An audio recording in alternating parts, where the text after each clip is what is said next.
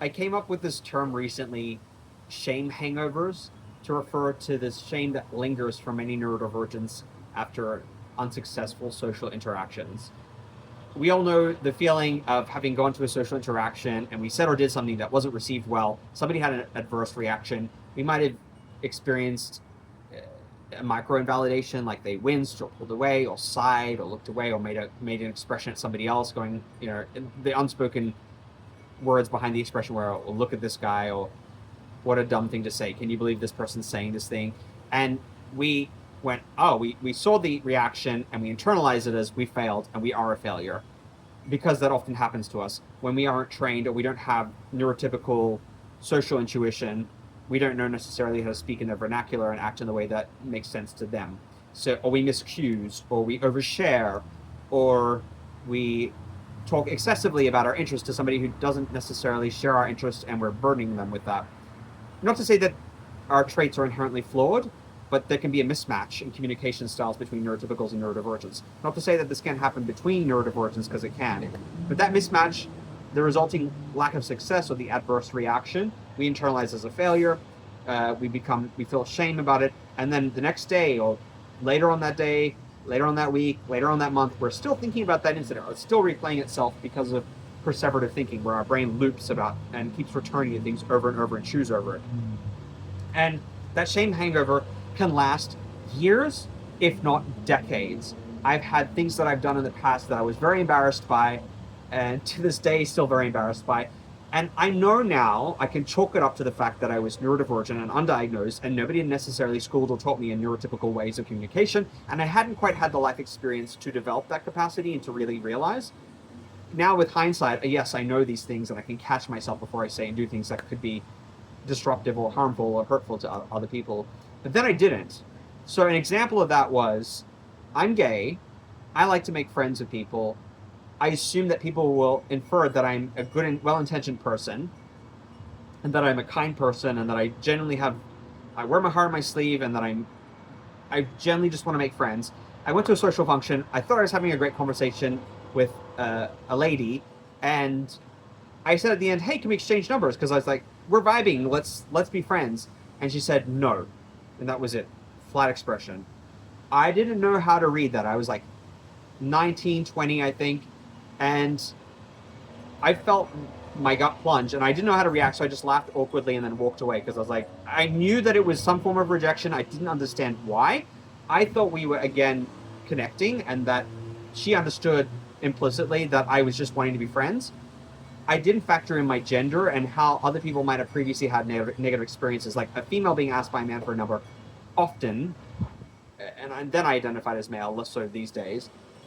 Often in social situations, there's one implication, and that is that the male has some kind of romantic or sexual interest in the female, which I didn't. I completely platonic. Did not have any interest of that nature in females, or her at all. And I didn't realize that. I was confused by it. I think later it twigged to the fact that it seemed like a come on, and it was very blunt, and was putting a demand on somebody who's faced multiple demands of that nature from males in the past. So it was experienced as harmful. And I got very tearful because I felt really rejected, because there's a series of experiences like that. And that shame hangover made me tearful into the rest of the night. The person I was dating at the time didn't understand, was not very empathic, to be honest, and was just basically telling me to suck it up and move on. But they didn't understand, I guess, because I guess they hadn't had much experience with people like me. And I didn't have a diagnosis. I'm not sure that person necessarily would have been as compassionate as they could have been, even if they had known. And I got critical comments from somebody else I told about that, a female. She told me I was being an idiot. That was the word she used, which was really hurtful. Like, it was just a lack of social awareness and intuition that I didn't have and that nobody had given to me. And she told me I was an idiot. And I felt a big shame hangover in the weeks and even months later about that, feeling like I'd done something wrong and I didn't know what I'd done wrong. And I know I'd imposed on her without realizing I had. And I think, it was later resolved. I saw her months later at a different social event, and I accidentally locked eye contact with her, and she just kind of gave me a wave, and I kind of waved back, but it was very uncomfortable for me. I think she was generally trying to be friendly. I think my memory could be failing me here. She did approach me and make small talk, and we talked later. Maybe she twigged that I was different. Maybe I didn't have those motives, and she was giving me a second chance. But I was so uncomfortable, and I was also hurt, and I felt resentment towards her that I didn't really want to even reapproach friendship because I didn't want to take that risk again. I felt like I took a big risk. And yes, with hindsight now, I understand what went wrong in that interaction, but it left me with a shame hangover. That's something that I forgive myself about now, and I'm able to move on about and understand and treat myself with great self-compassion. But there are times where I've actually said something that was offensive or harmful, uh, could have been construed as racist or fatphobic or ableist. I know I've definitely done those things. We are not perfect human beings. None of us are. And we can misfire, especially if you have ADHD. You shoot from the hip. You speak, you put your foot in your mouth, and you say things impulsively and don't realize the implications of what it is. Or you have not developed personal maturity or self-awareness, or you've never learned to reflect about the impact of your words, or you've lacked that social awareness to understand that your words will have a certain impact. Even if you say them with the best intentions, they might come out wrong, they might be misconstrued, or they might just not be socially appropriate to say the thing that you said because there's history behind a certain term, a certain phrase, a certain way of saying things. So you might be oblivious of that, and then you say it, and then you're left with this awful shame hangover of, I'm a terrible person, I'm a horrible person, and you cringe and you wince. Like even 20 years later, I can think of things where I've said something that harmed somebody and I cringe about it. I know that it's a byproduct of my neurodivergence. I assume personal responsibility for what I said and did, but I knew that I didn't know any better at the time. Now, knowing better, I would never say the thing that I said or never do the thing that I did.